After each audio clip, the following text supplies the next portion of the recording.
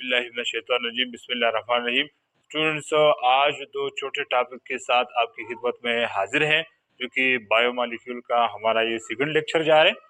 Students, topic है condensation और hydrolysis. दोनों स्टूडेंट्स बहुत इंपॉर्टेंट है। कंडेंसेशन का मतलब क्या है स्टूडेंट्स, पहले आप समझे।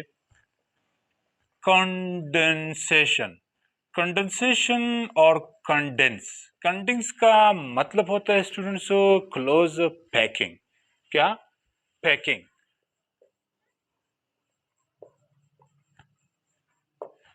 Coming close.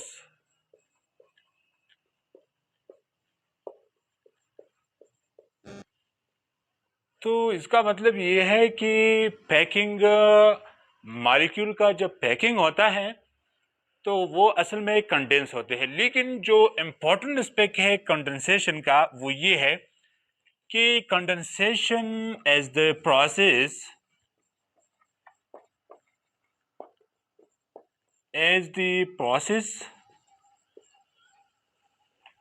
in which hydroxyl OH and hydrogen H combine from two same or different molecule and form water is called condensation। अब देखिए स्टूडेंट,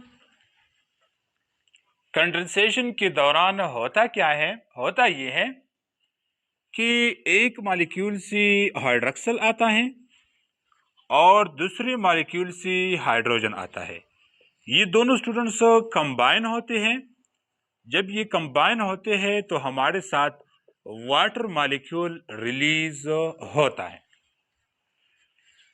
जितने भी मैक्रो मॉलिक्यूल्स है स्टूडेंट्स, तो वहां पर कंडेंसेशन प्रोसेस होता है। जैसे कि जितने हमारे साथ स्टूडेंट्स कार्बोहाइड्रेट की फॉर्मेशन है, कार्बोहाइड्रेट। इसी तरह स्टूडेंट्स हमारे साथ प्रोटीन है। तो यहाँ पर कंडेंसेशन प्रोसेस होता है।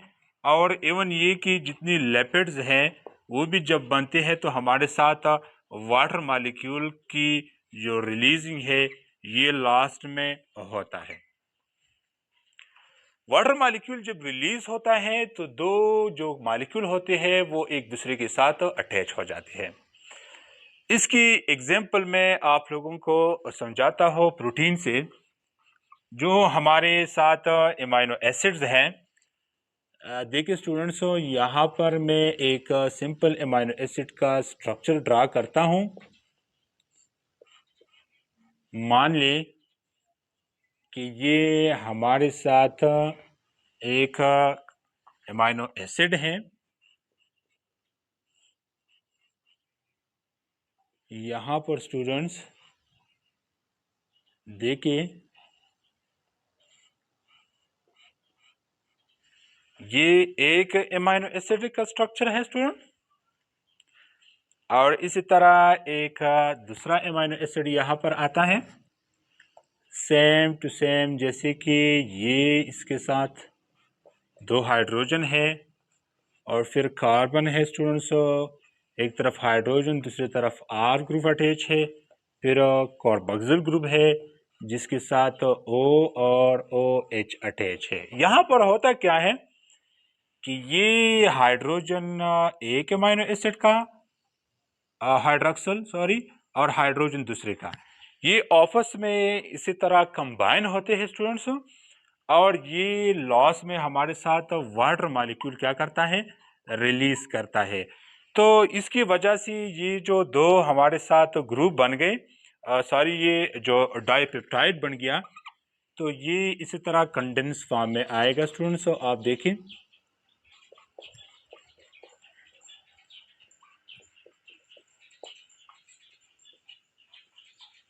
अब देखिए यहां से OH तो चला गया, यहाँ पर नाइट्रोजन है स्टूडेंट्स, तो वो नाइट्रोजन यहाँ पर क्लोज आएगा, और इसी तरह हाइड्रोजन वहाँ पर अटैच है पहले से, H और R, इसी तरह C स्टूडेंट्स, ये OH।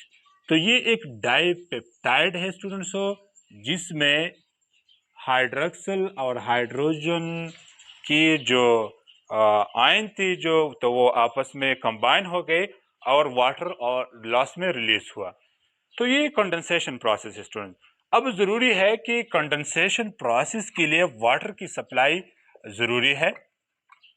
वाटर की सप्लाई यहाँ पर मस्ट है। यहाँ पर स्टूडेंट्स, सॉरी, वाटर की सप्लाई यहाँ पर प्रोडक्ट में मस्ट है। कहाँ पर? प्रोडक्ट में। तो जो प्रोडक्ट बनती है वहां पर वाटर जो है वो लाजिमन बनेंगे। कंडेंसेशन में हमारे साथ बड़े बड़े मॉलिक्यूल बनते हैं। अब इधर देखिए, इसकी बरक्स हमारे साथ जो हाइड्रोलिसिस है, तो स्टूडेंट्स हाइड्रो का मतलब होता है water,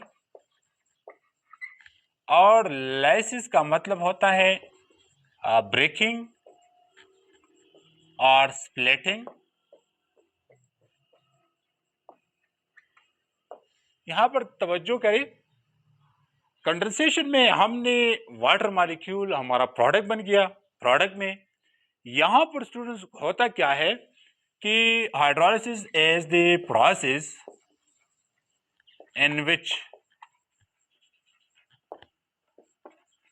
the large molecule breaks into their substituent by the addition of water molecule.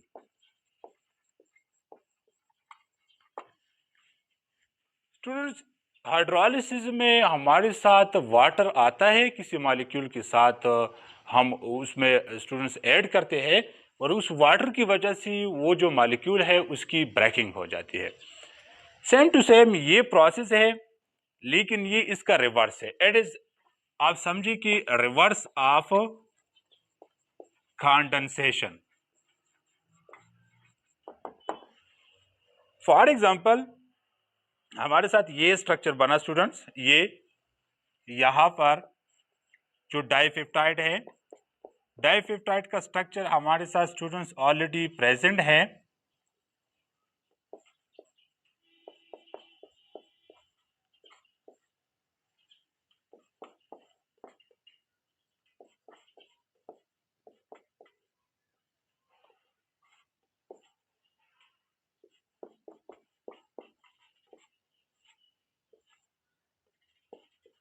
तो यहाँ पर आप मान लें कि हमारा स्टूडेंट्स, यहाँ पर हमने वाटर ऐड किया, क्या किया?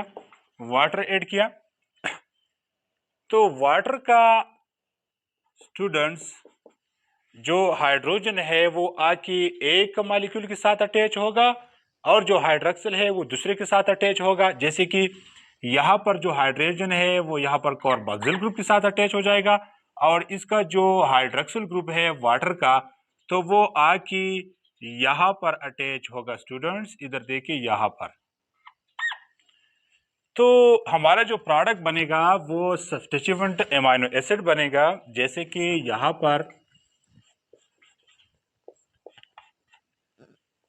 पर सेम वही प्रोडक्ट बनेंगे जो इसकी कंस्टिट्यूएंट थी, और ये जो कंस्टिट्यूएंट है इसको हम मोनोमर भी कहते हैं स्टूडेंट्स। क्या कहते हैं? मोनोमर भी हम इसको कह सकते हैं।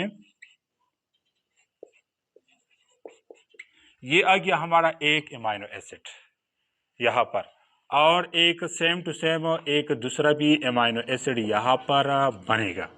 क्या होगा? दूसरा एमाइनो एसिड भी लॉस में हमारे साथ बनेगा। तो अब जो एमाइनो एसिड ने कंडेंसेशन में रिएक्ट करके डाइपेप्टाइड बनाया था, तो वही डाइपेप्टाइड में हमने वाटर की एडिशन की और उस एडिशन की वजह से उसकी स्प्लिटिंग हो गई, वो फिर से अमाइनो एसिड में चला गया। तो इस प्रोसेस को स्टूडेंट्स हाइड्रोलिसिस कहते हैं। एक बात स्टूडेंट्स याद रखिए कि both process, both condensation and hydrolysis need a specific enzyme. Students, अगर ये प्रोसेस होता है या फिर से ये प्रोसेस होता है तो इन दोनों के लिए स्पेसिफिक एंजाइम होते हैं। वही एंजाइम जो है ये रिएक्शन स्टूडेंट्स को फर्दर कंप्लीट करता है। तो उम्मीद है कि आपको कंडेंसेशन और हाइड्रोलिसिस का टॉपिक समझ आया हो, जो कि इंतहाई इजी है और आसान है। शॉर्ट क्वेश्चन इससे पूछा जा सकता है स्टूडेंट्स को, right a short note on condensation और हाइड्रोलिसिस और what is the difference between condensation and hydrolysis, give explanation with an example. तो स्टूडेंट्स ये आज के लिए इतना ही। कल इंशाल्लाह दूसरे लेक्चर में हाजिर होंगे। तब तक अस्सलाम वालेकुम।